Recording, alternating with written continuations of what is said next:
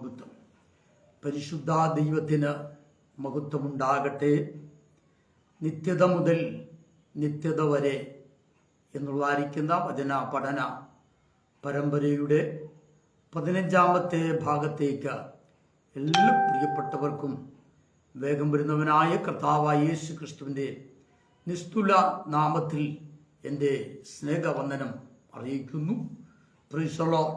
ഇന്ന് രാത്രികാലം നമ്മൾ ചിന്തിപ്പാൻ, പഠിപ്പാൻ, ശുശ്രൂഷിപ്പാൻ ആഗ്രഹിക്കുന്നത് പാപത്തിൻ്റെ ശിക്ഷ സകല മനുഷ്യരിലും എന്നുള്ളതായിരിക്കുന്ന പഠനവുമായിട്ടാണ് കർത്താവിൻ്റെ തിരുപാദപീഠങ്ങളിൽ കടന്നു വരുന്നത്. നമുക്ക് പ്രാർത്ഥനയോടെ കർത്താവിൻ്റെ സന്നിധിയിലായിരിക്കാം എന്ന ദൈവനാമത്തിൽ അർപ്പിക്കുന്നു. 2022 ജനുവരി 1 മുതൽ ആരംഭിച്ചതായിരിക്കുന്ന ഈ പഠനം റെഗുലറായിട്ട് എല്ലാ ദിവസവും രാത്രിയുടെ 1-ാം യാമത്തിന്റെ പ്രാരംഭത്തിൽ കാണുന്ന കേൾക്കുന്ന എല്ലാ പ്രിയപ്പെട്ടവരെ ഓർത്ത് ഞാൻ ദൈവത്തെ സ്തുതിക്കുന്നു. ഇന്ന് രാത്രികാലം നമ്മുടെ പഠനം, നമ്മുടെ വചന ചിന്ത പാപത്തിന്റെ ശിക്ഷ സകല മനുഷ്യരിലും എന്നുള്ളതായിരിക്കുന്ന പഠനവുമായിട്ടാണ് കർത്താവിന്റെ തിരുസന്നിധിയിൽ കടന്നു വരുന്നത്. അതിനായിട്ട് ഉൽപ്പത്തി പുസ്തകം 3-ാം അധ്യായം അതിൻ്റെ 24-ാമത്തെ വാക്യം വായിപ്പാൻ കർത്താവിൽ ശരണപ്പെടുന്നു. ഉൽപ്പത്തി പുസ്തകം 3-ാം അധ്യായം 24-ാമത്തെ വാക്യം ഞാനിവിടെ വായിക്കുന്നു. ഇങ്ങനെ അവൻ മനുഷ്യനെ ഇറക്കിക്കളഞ്ഞു, ജീവന്റെ വൃക്ഷത്തെങ്കിലേക്കുള്ള വഴി കാപ്പാൻ അവൻ ഏദൻ തോട്ടത്തിന് കിഴക്ക് കെരൂബുകളെ തിരിഞ്ഞുകൊണ്ടിരിക്കുന്ന വാളിന്റെ ജാലയുമായി നിർത്തി. ഒന്നുകൂടി വായിക്കാം. 24-ാമത്തെ വാക്യം. ഇങ്ങനെ അവൻ മനുഷ്യനെ ഇറക്കിക്കളഞ്ഞു, ജീവന്റെ വൃക്ഷത്തെങ്കിലേക്കുള്ള വഴി കാപ്പാൻ അവൻ ഏദൻ തോട്ടത്തിന് കിഴക്ക് കെരൂബുകളെ തിരിഞ്ഞുകൊണ്ടിരിക്കുന്ന വാളിന്റെ ജാലയുമായി നിർത്തി. നമുക്കറിയാം, യഹോവയായ ദൈവം സ്വർഗത്തിൽ നിന്നും ഇറങ്ങി ഭൂമിയിലെ മണ്ണുകൊണ്ട് മനുഷ്യനെ സൃഷ്ടിപ്പാനിടയായി. ആ മനുഷ്യനെ ഏദനിൽ ഒരു തോട്ടമുണ്ടാക്കി, തോട്ടം കാപ്പാൻ സർവശക്തനായ ദൈവം അവിടെ കൊണ്ട് ആക്കുവാനിടയായി. അവൻ ഏകനായിരുന്നു ആദാം. അവന് ഗാഠനിദ്ര വരുത്തി, ഗാഠനിദ്ര കൊടുത്ത് അവനിൽ ഉണ്ടായിരുന്നായിരിക്കുന്ന ഹൗവായെ ദൈവം പുറത്ത് എടുത്ത തക്ക തുണയായി നൽകുവാനിടയായി. ഇതൊക്കെയും നമ്മൾ പഠിച്ചു പോതായിരിക്കുന്ന തിരുവചനങ്ങളാണ് എന്ന് ദൈവനാമത്തിൽ ഓർപ്പിക്കുന്നു. എങ്കിലും പ്രൈസ് ദി ലോർഡ്, ഈ ഭാഗത്തിലേക്ക് കടന്നു വരുന്നത് കൊണ്ട് അത് ഒന്ന് ഓർപ്പിച്ച് എന്ന് മാത്രമേ ഉള്ളൂ. കഴിഞ്ഞ രാത്രികാലം നമ്മൾ ചിന്തിച്ചത് പ്രൈസ് ദി ലോർഡ്, ദൈവത്തിന്റെ കൽപ്പന അവർ തെറ്റിച്ചു, പാപം ചെയ്തു എന്നാണ്. ആ പാപത്തിന്റെ ശിക്ഷ സകല മനുഷ്യരിലും എന്നുള്ളതായിരിക്കുന്ന ചിന്തയുമായിട്ടാണ് ഇന്ന് രാത്രികാലം നമ്മൾ കടന്നു വന്നിരിക്കുന്നത്. പാപത്തിന്റെ ശിക്ഷ സകല മനുഷ്യരിലും. ദൈവം സായാഹ്ന വേളയിൽ വെയിലാർന്നായിരിക്കുന്ന നിമിഷങ്ങളിൽ ഏദൻ തോട്ടത്തിൽ ദൈവത്തിന്റെ മകനായിരിക്കുന്ന ആദാമിനെയും ദൈവത്തിന്റെ മകളായിരിക്കുന്ന യഹോവയെയും അവരോടുകൂടെ ദൈവസന്നിധിയിൽ ഒന്നിച്ച് ആയിരിക്കാൻ ദൈവം ഏദൻ തോട്ടത്തിൽ ഇറങ്ങി വരുമായിരുന്നു. ഏദൻ തോട്ടത്തിന്റെ അനുഭവങ്ങളെ കുറിച്ച് പഠിക്കുമ്പോൾ ദൈവവും മനുഷ്യനും ഒരുമിച്ച് സമ്മേളിക്കുന്ന സ്ഥലമാണ്. Praise the Lord. ദൈവവും മനുഷ്യനും ഒരുമിച്ച് സമ്മേളിക്കുന്ന സ്ഥലവും അതുപോലെ തന്നെ വേർപെട്ടതായിരിക്കുന്ന ഭൂമിയിൽ നിന്നും വേർപെട്ടതായിരിക്കുന്ന സ്ഥലമാണ്. അപ്പോൾ തന്നെ ദൈവം മനുഷ്യന് വേണ്ടി പ്രത്യേക നിലകളിൽ ദൈവം ഉണ്ടാക്കി എടുത്തതായിരിക്കുന്ന തോട്ടമാണ്. അത് വിശുദ്ധിയുടെ സ്ഥലമാണ്, അത് വേർപാടിന്റെ സ്ഥലമാണ്. ദൈവവും മനുഷ്യനും ഒരുമിച്ച് സമ്മേളിക്കുന്ന സ്ഥലമാണ്. ദൈവം തന്റെ മക്കളെ ആക്കി വെച്ചിരിക്കുന്ന സ്ഥലമാണ്. ദൈവത്തിന്റെ മക്കളായിരിക്കുന്ന ആദാമും ഹൗവായും ദൈവത്തിലേക്ക് ഓടി എത്തുന്നതായിരിക്കുന്ന ഇടമാണ് എന്നൊക്കെയും നമുക്ക് പഠിപ്പാനിടയാകുന്നു. സായാഹ്ന വേളയിൽ ദൈവം ഇറങ്ങി വരുന്നതായിരിക്കുന്ന ആ നിമിഷങ്ങളിൽ അവിടെ എന്ത് ചെയ്യാണ്? യഹോവയായ ദൈവം മനുഷ്യനെ വിളിക്കുന്നു. 3-ാം അധ്യായം അതിന്റെ 9-ാമത്തെ വാക്യത്തിൽ വായിക്കുമ്പോൾ, യഹോവയായ ദൈവം മനുഷ്യനെ വിളിച്ചു, നീ എവിടെ എന്ന് ചോദിച്ചു. തോട്ടത്തിൽ നിന്റെ ഒച്ച കേട്ടിട്ട് ഞാൻ നഗ്നനാകൊണ്ട് ഭയപ്പെട്ട് ഒളിച്ച എന്ന് അവൻ പറഞ്ഞു. യഹോവയായ ദൈവം തോട്ടത്തിൽ ഇറങ്ങി വന്നപ്പോൾ മനുഷ്യന്റെ കാലൊച്ച കേൾക്കുന്നില്ല. കാരണം എന്താ? ഇവൻ പാപം ചെയ്ത് ദൈവതേജസ് നഷ്ടമാക്കി.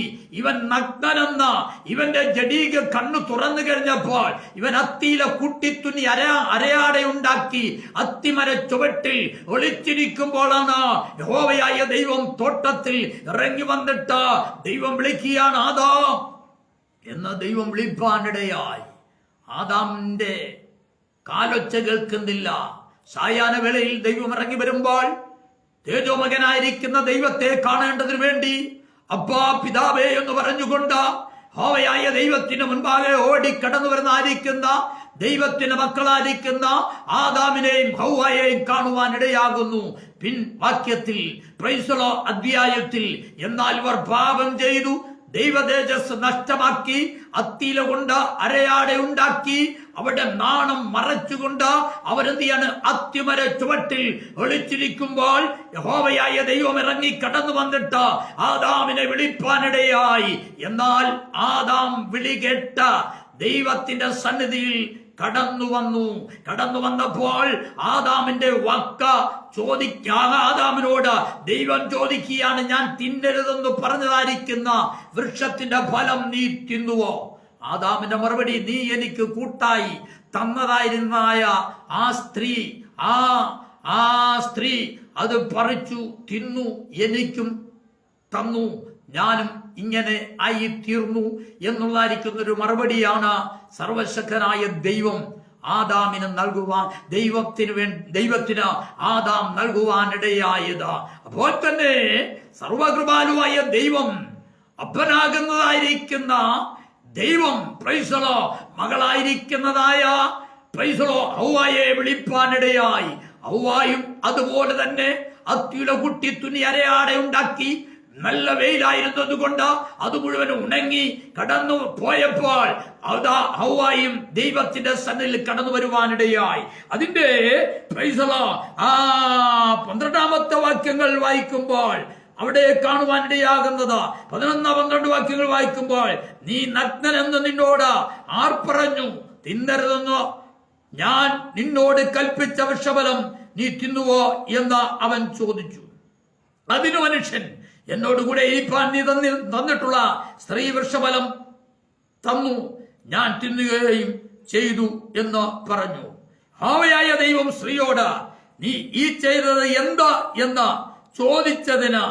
ചോദിച്ചതിന് ഞാൻ തിന്നു പോയി എന്ന് സ്ത്രീ പറഞ്ഞു. ഞാൻ തിന്നുപോയി എന്നാണ് ഹൗവ ദൈവത്തോട് മറുപടി പറയുവാനിടയായത്. അതിന്റെ പശ്ചാത്തലമൊക്കെ കഴിഞ്ഞ ക്ലാസ്സിൽ നമ്മൾ ചിന്തിപ്പാനിടയായതുകൊണ്ട് അവിടേക്ക് കടപ്പാൻ കർത്താവിൽ ശ്രമപ്പെടുന്നില്ല. ഇന്നത്തെ നമ്മുടെ പഠനം ചിന്തകള് പാപത്തിന്റെ ശിക്ഷ സകല മനുഷ്യരിലും എന്നുള്ളതായിരിക്കുന്ന ചിന്തയാണ്. ഒന്നുകൂടി ഞാൻ എടുത്തു പറയട്ടെ, ആദിമ മനുഷ്യനായിരിക്കുന്ന ആദാം മുതൽ ഈ ഭൂമിയിൽ അവസാനമായി ഏത് മനുഷ്യൻ ജനിക്കുവാൻ പോകുന്നുവോ ആ മനുഷ്യനും എന്ത് ചെയ്യാണ്? ഒന്നാമത്തെ ആദാം പാപം ചെയ്തതിന്റെ ഫലമായിട്ട് അതിന്റെ ശിക്ഷ അനുഭവിക്കുന്നതായിട്ടാണ് വിശുദ്ധ തിരുവചനത്തിൽ ഉൽപ്പത്തി പുസ്തകം 3-ാം അധ്യായം നമ്മളെ പഠിപ്പിക്കുവാനിടയായത്. അതുകൊണ്ട് അതിന്റെ ഒന്നാമത്തെ ആ ശിക്ഷയിലേക്ക് നമ്മൾ കടന്നു വരുവാൻ കർത്താവിൽ ശ്രമപ്പെടുകയാണ്. ഒന്നാമത്തെ ശിക്ഷ 3:14 നമുക്ക് വായിക്കാം. 3:14 വായിക്കുമ്പോൾ ഇങ്ങനെയാണ് വായിക്കുന്നത്, യഹോവയായ ദൈവം പാമ്പിനോട് കൽപ്പിച്ചത്, നീ ഇത് ചെയ്യുകൊണ്ട് എല്ലാ കന്നുകാലികളിലും എല്ലാ കാട്ടുമൃഗങ്ങളിലും വെച്ച നീ ശപിക്കപ്പെട്ടിരിക്കുന്നു. നീ ഉരസുകൊണ്ട് ഗമിച്ച നിന്റെ ആയുഷ്കാലമൊക്കെയും ഓടിത്തിന്നും. പ്രൈസലോ എന്ന സർവശക്തനായ ദൈവം അഥവാ സാത്താന്റെ ഒന്നാമത്തെ തൃത്വമാണ് മഹാസർപ്പം. മഹാസർപ്പത്തിന് പ്രൈസലോ അതിന് മറ്റുള്ളതായിരിക്കുന്നതായ ദൂതന്മാരെ പോലെ മനുഷ്യരെ പോലെ അദൃശ്യമായിരിക്കുന്നതായ നിലകളിലുള്ളതായിരിക്കുന്നതായ കാൽ കൈകളും എല്ലാം ഉണ്ടായിരുന്നു. അന്നുവരെയും എന്ത് ചെയ്യാണ്? ആദാമിനെ പോലെ ഹവ്വായെ പോലെ അപ്പോൾ തന്നെ അദൃശ്യമായിരിക്കുന്ന ശക്തിയാണ്. അപ്രകാരമായിരുന്നു എന്ന ദൈവത്തിന്റെ നിർവചനത്തിൽ മറ്റുള്ളതായിരിക്കുന്ന ഭാവങ്ങൾ നമുക്ക് അസ്ഥി മജ്ജയും മാംസവും ഇല്ലാത്തതായിരിക്കുന്ന സാത്താനെ നമുക്ക് കാണുവാനിടയാകുന്നു. ആ ആദർശ ശക്തിയായിരിക്കുന്ന അന്ധകാര ശക്തി അഥവാ സാത്താൻ തൃത്വത്തിൽ സാത്താന്റെ തൃത്വമായിരിക്കുന്നതായ ഒന്നാമത്തെ തൃത്വമാണ് മഹാസർപ്പം. മഹാസർപ്പത്തിന്റെ അവസ്ഥകള് നമ്മൾ ദൈവത്തിന്റെ വചനം പഠിക്കുമ്പോൾ അതെന്ത് ചെയ്യാണ്? ഇഴഞ്ഞു നടക്കുന്നതായിരിക്കുന്ന ഇഴജീവിയായിരിക്കുന്നതായ ഒരു ജന്തുവല്ലായിരുന്നു എന്ന് ദൈവത്തിന്റെ വചനത്തിലൂടെ നമുക്ക് പഠിപ്പാനിടയാകുന്നു. അതുകൊണ്ട് എന്ത് ചെയ്യാണ്? ദൈവം പറയാണ്, ആയുഷ്കാലമൊക്കെയും നീ എന്ത് ചെയ്യാണ്? പൊടി തിന്നും എന്ന സാത്താൻ അവന്റെ ഒന്നാമത്തെ തൃത്വമായിട്ടെടുത്തതായിരിക്കുന്ന മഹാസർപ്പത്തെ ദൈവം എന്ത് ചെയ്യാണ്? ശപിപ്പാനിടയായി. അന്നു മുതലാണ് ഈ പാമ്പുകൾ നമ്മൾ കാണുന്നതായിരിക്കുന്ന ഇഴജാതികള് എല്ലാം ഇഴഞ്ഞു നടക്കുന്നതായിരിക്കുന്ന അനുഭവങ്ങള് നമുക്ക് കാണുവാനിടയാകുന്നത്. അതിന്റെ 15-ാമത്തെ വാക്യം വായിക്കുന്നു, ഞാൻ നിനക്കും സ്ത്രീക്കും നിന്റെ സന്തതിക്കും അവളുടെ സന്തതിക്കും തമ്മിൽ ശത്രുത്വം ഉണ്ടാക്കും. അവൻ നിന്റെ തലയെ തകർക്കും, നീ അവന്റെ കുതികാൽ തകർക്കുമെന്ന് പറയുവാനിടയായി. അപ്പോൾ സാത്താനോട് സർവശക്തനായ ദൈവം പറയാണ്, എന്ത് ചെയ്യാണ്? സാത്താനെ, നീ എന്ത് ചെയ്യാണ്? സ്ത്രീയുടെ സന്തതിയായി കടന്നു വരുന്നവന്റെ കുതികാൽ നീ തകർക്കും. അതുമല്ല, ഹവ്വായുടെ സന്തതികളായി ജനിക്കുവാൻ പോകുന്ന, ആദാമിന്റെ സന്തതികളായി ഭൂമിയിൽ ജനിക്കുവാൻ പോകുന്ന സകലരുടെ കുതികാൽ നീ തകർക്കുമ്പോൾ എന്ത് ചെയ്യാണ്? അവർ നിന്റെ തലയെ തകർക്കും. അത് ഭൗതികമായിരിക്കുന്നതായ ചിന്തകളാണ്. എന്നാൽ കർത്താവ് ദൈവം ഇവിടെ പറഞ്ഞിരിക്കുന്നത്, ആ ഒന്നാമത്തെ ആദാം പാപം ചെയ്ത് ദൈവ തേജസ് നഷ്ടമാക്കി അവൻ മരണത്തിന് അധീനമായി തീർന്നതുകൊണ്ട് സർവശക്തനായ ദൈവം ഇവിടെ പറഞ്ഞിരിക്കുന്നത് ഒടുക്കത്തെ ആദാമായിരിക്കുന്ന കർത്താവായ യേശു ക്രിസ്തുവിനെ കുറിച്ചുള്ളതായിരിക്കുന്ന പ്രവചനമാണ് അവിടെ കാണുവാനിടയാകുന്നത്. യേശു ക്രിസ്തുവിനെ കുറിച്ച് ആദ്യം പ്രവചിച്ചതായിരിക്കുന്ന പ്രവാചകൻ പിതാവായ ദൈവമാണ്. ആ പ്രവചനമാണ് ഉൽപ്പത്തി പുസ്തകം 3:15. ഞാൻ നിനക്ക് സ്ത്രീക്കും നിന്റെ സന്തതിക്കും അവളുടെ സന്തതിക്കും തമ്മിൽ ശത്രുത്വം ഉണ്ടാക്കും. അവൻ നിന്റെ തല തകർക്കും, നീ അവന്റെ കുതികാൽ തകർക്കും. സാത്താൻ കുതികാൽ തകർക്കുമ്പോൾ അവന്റെ തലയെ ക്രൂശിൽ കാലിരുമ്പാണികളാൽ ഒടുക്കത്തെ ആദാമായിരിക്കുന്ന കന്യയുടെ മകനായിരിക്കുന്ന കർത്താവായ യേശു ക്രിസ്തു ക്രൂശിൽ എന്ത് ചെയ്യാണ്? സാത്താന്റെ തലയെ തകർക്കുവാനിടയായി. അപ്പോൾ ഇവിടെ കാണുവാനിടയാകുന്നത് പാമ്പിനോട് സർവശക്തനായ ദൈവം അഥവാ സർപ്പത്തെ ശപിക്കുകയും നിന്റെ തലയെ തകർക്കുമെന്ന് സാത്താനോട് ആദ്യത്തെ പ്രവചനമായി പറയുവാനിടയായി. രണ്ടാമത്തെ ശാപം കാണുവാനിടയാകുന്ന സ്ത്രീയോടാണ്. 16-ാമത്തെ വാക്യങ്ങൾ വായിക്കുമ്പോൾ സ്ത്രീയോട് കൽപ്പിച്ചത്, ഞാൻ നിനക്ക് കഷ്ടവും ഗർഭധാരണവും ഏറ്റവും വർദ്ധിപ്പിക്കും. നീ വേദനയോടെ മക്കളെ പ്രസവിക്കും. നിന്റെ ആഗ്രഹം നിന്റെ ഭർത്താവിനോട് കൂടെ ആകും, അവൻ നിന്നെ ഭരിക്കും. ഇവിടെ ഹവ്വായോട് സർവശക്തനായ ദൈവം പറയുന്നതായിരിക്കുന്ന ശാപമാണ്. മരണമില്ലാതെ നിത്യായസ്സിൽ എന്ത് ചെയ്യാണ്?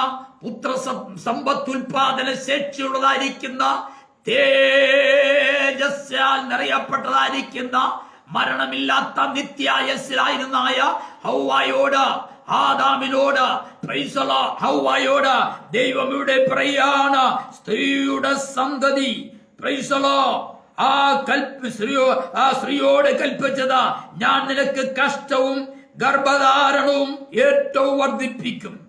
നീ വേദനയോടെ മക്കളെ പ്രസവിക്കും. നിന്റെ ആഗ്രഹം നിന്റെ ഭർത്താവിനോട് കൂടെ ആകും എന്നാണ് പറയുവാനിടയായത്.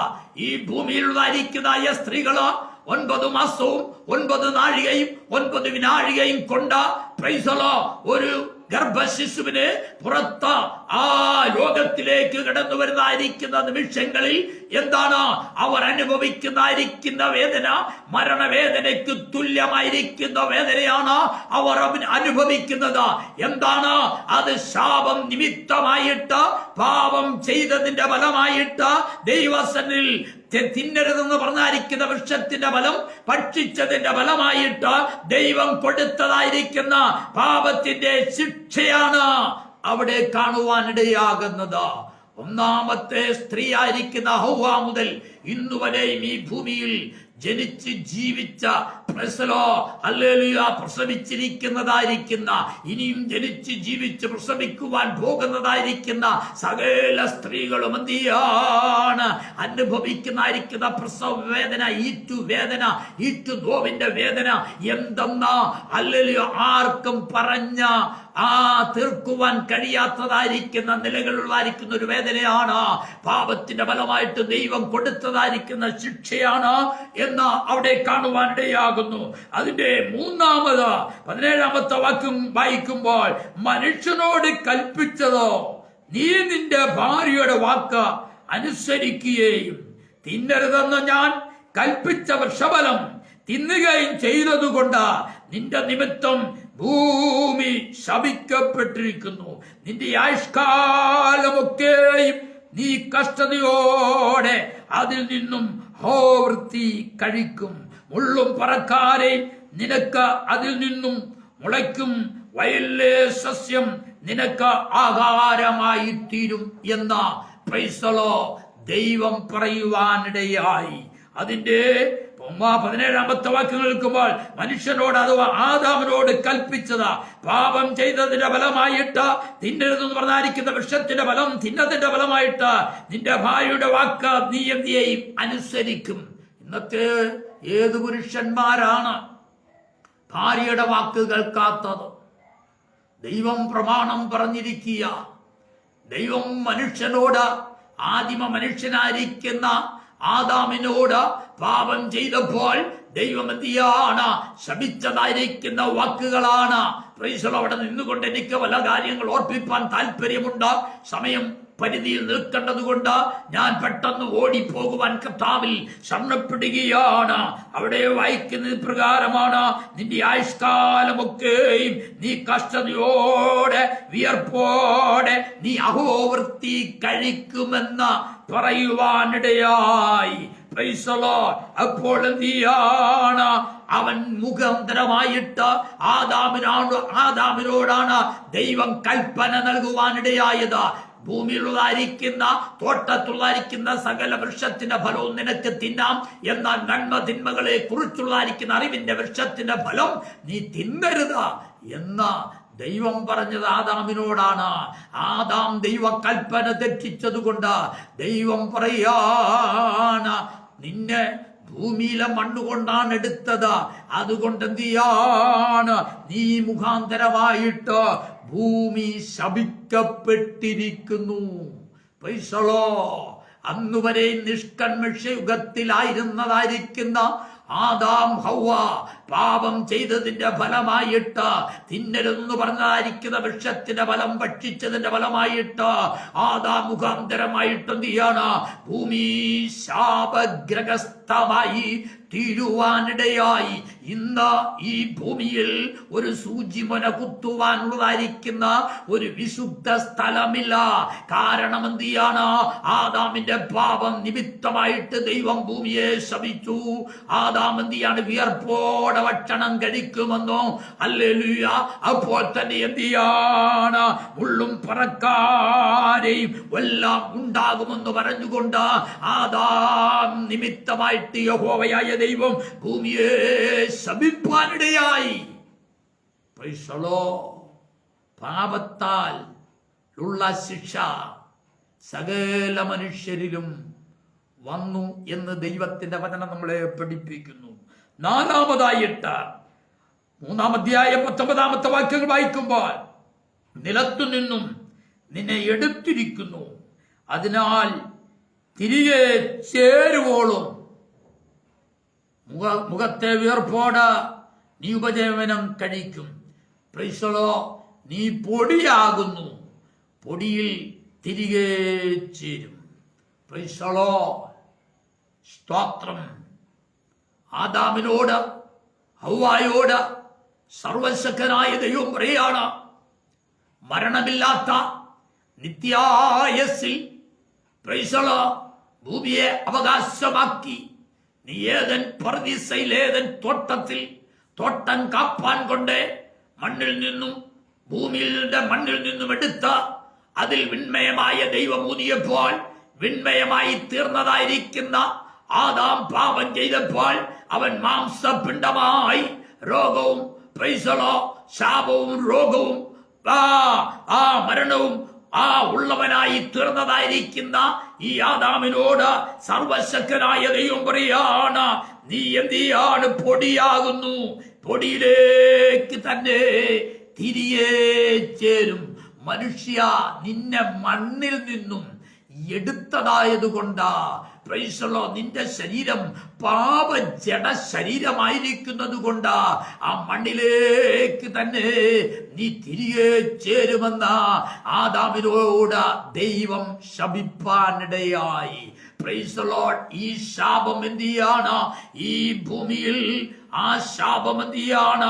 ശാപം മുഖാന്തരമായിട്ട് രോഗവും, രോഗം മുഖാന്തരമായിട്ട് മരണവും, മരണം മുഖാന്തരമായിട്ട് നിത്യ നരകവും. Praise the Lord. മനുഷ്യൻ എന്തിയാണ്?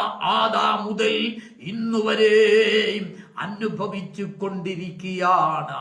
ഈ ഭൂമിയിൽ ജനിക്കുന്നതായിരിക്കുന്ന ഒരു പ്രൈസ് ദി ലോർഡ് പ്രജ അഥവാ ഒരു ശിശു പ്രൈസ് ദി ലോർഡ് അമ്മയുടെ ഉദരത്തിൽ നിന്നും 9 മാസവും 9 നാഴികയും 9 വിനാഴികയും കൊണ്ട് അഥവാ 10 മാസത്തോളം തികയുന്നതായിരിക്കുന്ന നിലകളിൽ പുറത്തു വരുന്നതായിരിക്കുന്ന അവസ്ഥകളിലാണ് നമുക്ക് കാണുവാനിടയാകുന്നത്, പഠിപ്പാനിടയാകുന്നത്.